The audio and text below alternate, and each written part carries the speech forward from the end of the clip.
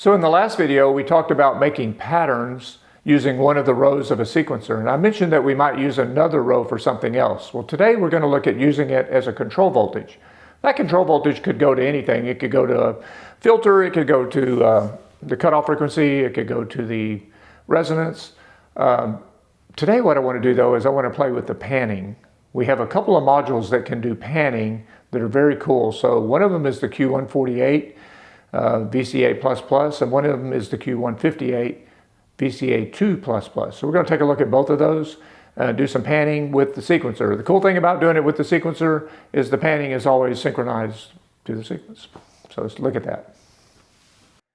This bottom row I'm going to use as a control voltage. So I have the output of it going to a VCA that can pan left and right.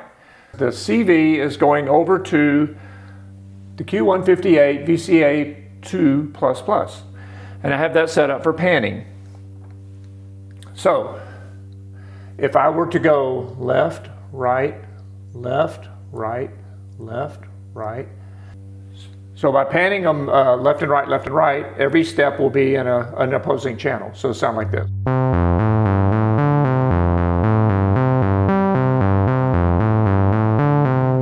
So we get a stereo effect. And the cool thing about doing it this way is the panning is synchronized to the sequencer. If we slow the sequencer down.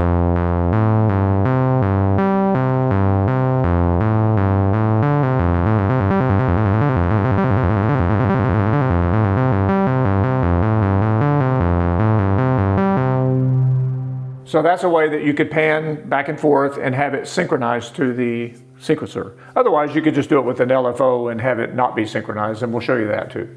Now, these are hard pans. We don't have to do hard pans. What we could do is 0, do a quarter, do a half, 3/4, full, 3/4, a half, 1/4, and now it's going to pan gradually back and forth.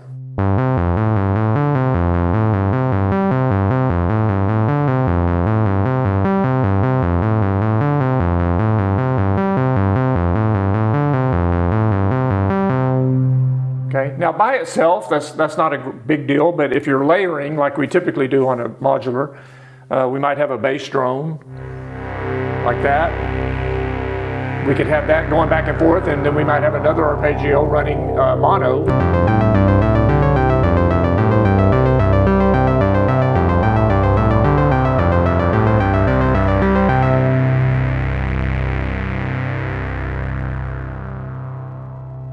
Now I also want to show you the Q148 VCA++. That was the first module I got. It does a similar thing.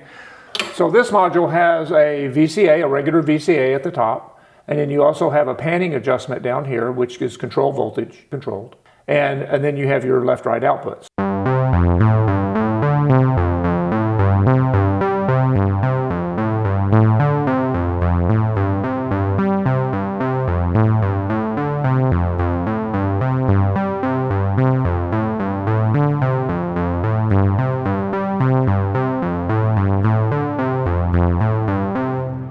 Okay, works great.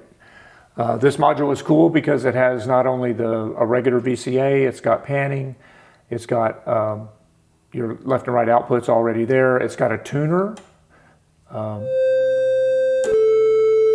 have a couple of notes, A and a C, to tune your other oscillators, and then you also have a headphone output for listening in private. So that's very cool. So you can also control panning with an LFO, which is probably the more common way to do it. The LFO is not necessarily synchronized to any sequence you might be running, but then again, having things that are not synchronized can add randomness to your sound and make it sound bigger. So let's take a look at running panning with an LFO. Now an LFO signal is bipolar, so we would flip this switch that way. Okay, so let's play that same thing. Now it's just going to pan with an LFO.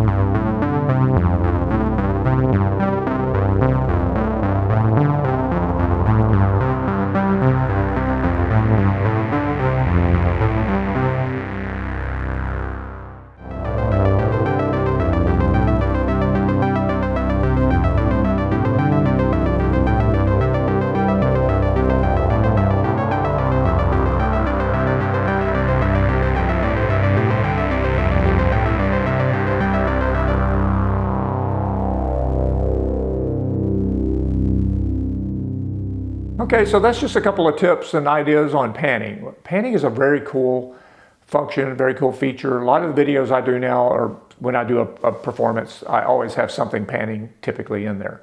You know, if you run a sound through a big digital reverb or something like that, those have stereo outputs, so that gives width to your sound, another dimension. Panning can do that as well. So take a look at your options for panning and create some music. Appreciate you guys coming around and checking out these videos. If you're getting anything from them, hit the like button, share it with your friends, and we'll see you next time.